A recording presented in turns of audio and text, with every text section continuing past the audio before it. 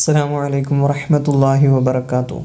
പ്രിയപ്പെട്ട 5ാം ക്ലാസ്സിലെ വിദ്യാർത്ഥികളെ, നമുക്കിന്ന് നോക്കാനുള്ളത് വീഡിയോയിൽ 5ാം ക്ലാസ്സുമായി ബന്ധപ്പെട്ട താരീഖിലെ കുറച്ച് മോഡൽ ചോദ്യങ്ങളും അതിൻ്റെ ഉത്തരങ്ങളുമാണ്. ഇതിനു മുമ്പ് നമ്മൾ ധാരാളം വീഡിയോ ചെയ്തിട്ടുണ്ട്. അതിൻ്റെ മോഡൽ പേപ്പർ ആവശ്യമുള്ളവരൊന്ന് കമൻറ്റ് ചെയ്താൽ മതി, ഞാൻ എന്ത് ചെയ്യുക, അത് അയക്കാം.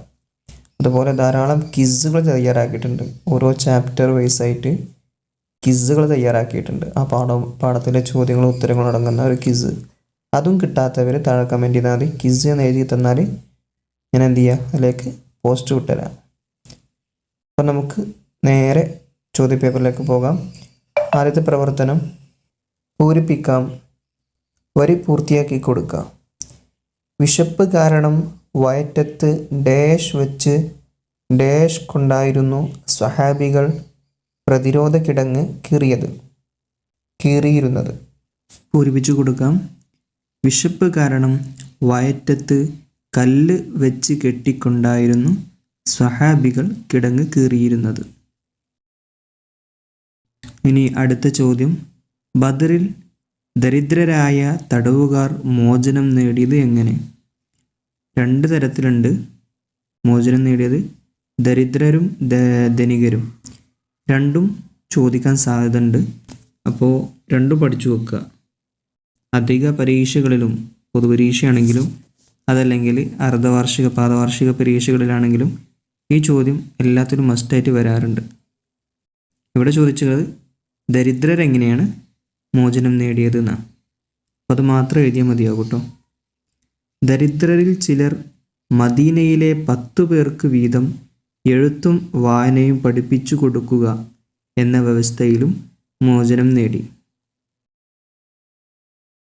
അടുത്ത ചോദ്യം, ഇസ്ലാം യുദ്ധം അനുവദിച്ച സന്ദർഭം ഏത്? ഇസ്ലാം യുദ്ധം അനുവദിച്ച സന്ദർഭം ഏത്? ഉത്തരം, മറ്റുള്ളവരെ അടിച്ചമർത്തുകയും നാട്ടിൽ കുഴപ്പമുണ്ടാക്കുകയും ചെയ്യുന്നവരെ പ്രതിരോധിക്കാതിരുന്നാൽ അത് കൂടുതൽ കുഴപ്പത്തിന് കാരണമാകും. ഇത്തരം സന്ദർഭങ്ങളിലാണ് ഇസ്ലാം യുദ്ധം അനുവദിച്ചത്. അടുത്ത ചോദ്യം, മദീനയിലെ ജൂതഗോത്രങ്ങൾ ഏതെല്ലാം? അത് 2ാമത്തെ പാഠത്തിലുണ്ട്. മദീനയിലെ ജൂതഗോത്രങ്ങൾ 1 ബനു ഖുറൈള, ബനു നളീർ.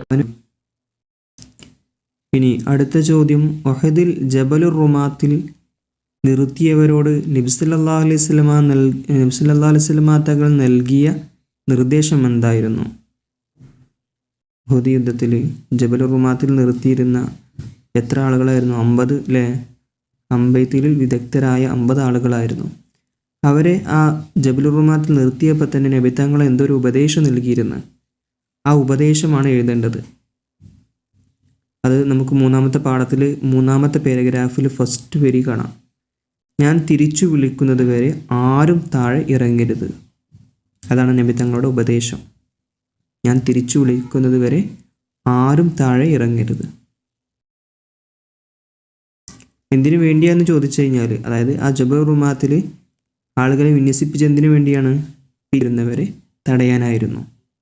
അത് ചിലപ്പോൾ ചോദിച്ചാൽ എഴുതിയാൽ മതി, ഞാനൊന്ന് അറിയാൻ വേണ്ടി പറഞ്ഞതാണ്. ഇനി അടുത്ത ചോദ്യം, പ്രതിരോധ കിടങ്ങ് മുറിച്ചു കടക്കാൻ കഴിയാതെ വന്നപ്പോൾ ശത്രുക്കൾ എന്ത് ചെയ്തു?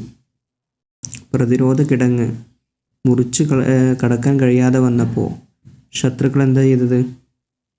ഉത്തരം, അപ്പോൾ ഇരു സൈന്യങ്ങളും തമ്മിൽ അമ്പ് യുദ്ധം നടന്നു. ഇനി അടുത്തത് എണ്ണം എഴുതാനാണ്. 1 ബദറിൽ ശത്രുപക്ഷത്ത് നിന്ന് കൊല്ലപ്പെട്ടവർ.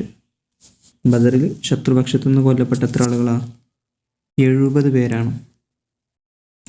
2ാമത്തെ ചോദ്യം, ബദറിൽ ഷഹീദായ സ്വഹാബികൾ. ബദറിൽ ഷഹീദായത് 14 സ്വഹാബികൾ ഷഹീദായി.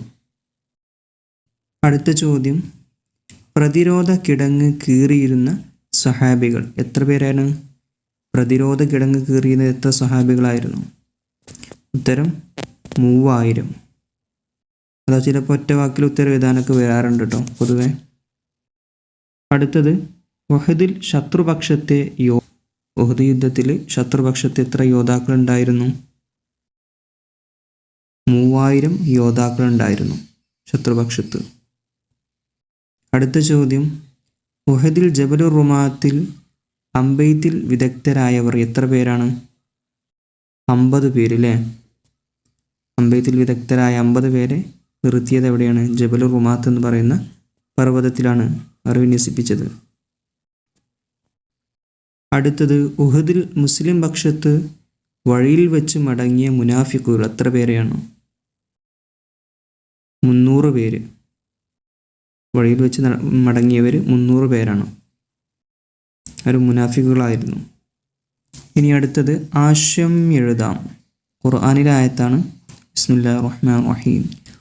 ഉദിന ലില്ലദീന യുഖാതലൂന ബിഅന്നഹും ളുലിമു വഇന്നല്ലാഹ അലാ നസ്രിഹിം ലഖദീർ. ഇതിൻ്റെ അർത്ഥം ഒന്നാമത്തെ പാഠത്തിൽ ലാസ്റ്റ് ഭാഗത്ത് കാണട്ടോ.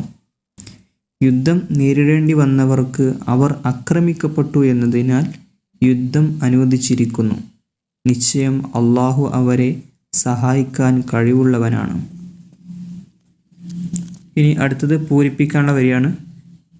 ഇസ്ലാമിൻ്റെ വളർച്ചയിൽ അസൂയ പൂണ്ട യഹൂദികൾ കരാർ ലംഘിച്ചു. അവർ മക്ക ഡാഷ്. പൂരിപ്പിച്ചു കൊടുക്കാം. അത് നമുക്ക് രണ്ടാമത്തെ പാഠത്തിൽ 3-ാമത്തെ വരിയിൽ കാണാം. ഇസ്ലാമിൻ്റെ വളർച്ചയിൽ അസൂയ പൂണ്ട യഹൂദികൾ കരാർ ലംഘിച്ചു. അവർ മക്ക മുശ്രിക്കുകളെ സഹായിച്ചു. അത് അടിവരട് കേട്ടോ. അടുത്തത്, അബൂജഹലിനെ പോലുള്ള ശത്രു പ്രമുഖരുടെ നിലപാടാണ് ബദർ യുദ്ധം ഡാഷ്. പൂരിപ്പിച്ചു കൊടുക്കുക. അബൂജഹലിനെ പോലുള്ള ശത്രു പ്രമുഖരുടെ നിലപാടാണ് യുദ്ധം അനിവാര്യമാക്കിയത്.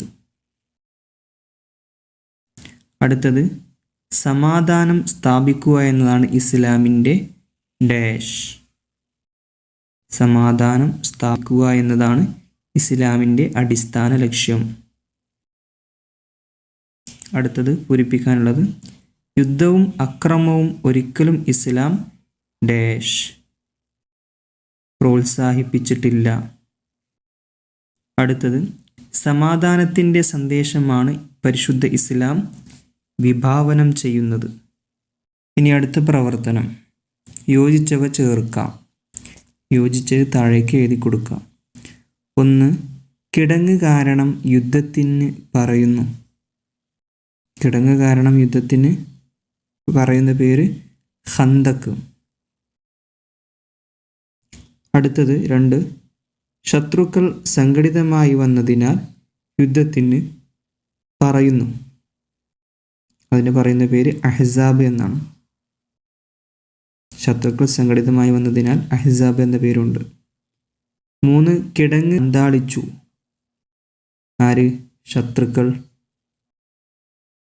അടുത്തത്, പ്രതിരോധത്തിനുള്ള അനുവാദം ലഭിച്ച മാസം. അത് സഫർ മാസമാണ്. യുദ്ധത്തിന് അനുവാദം ലഭിച്ച മാസം സഫർ മാസം. അത് നമുക്ക് 1-ാമത്തെ പാഠത്തിൽ ലാസ്റ്റ് ഭാഗത്ത് കാണാം. അടുത്തത്, ബദറിൽ വെച്ച് യുദ്ധം നടന്ന മാസം. അത് റമളാനാണ്. അടുത്തത്, നബി സല്ലല്ലാഹു അലൈഹി വസല്ലം സംബന്ധിച്ച യുദ്ധങ്ങൾക്ക് പറയുന്ന പേരെന്താണ്? ഗസ്വത്ത് എന്നാണ്. നബി സല്ലല്ലാഹു അലൈഹി വസല്ലമ തങ്ങൾ സംബന്ധിക്കാത്ത യുദ്ധങ്ങൾക്ക് സരീയത്ത് എന്നും പറയും. ഇതോടുകൂടെ നമ്മുടെ 5-ാം ക്ലാസ്സിലെ ചോദ്യോത്തരങ്ങളൊക്കെ അവസാനിച്ചു. അസ്സലാമു അലൈക്കും വറഹ്മത്തുള്ളാഹി വബറകാതുഹു.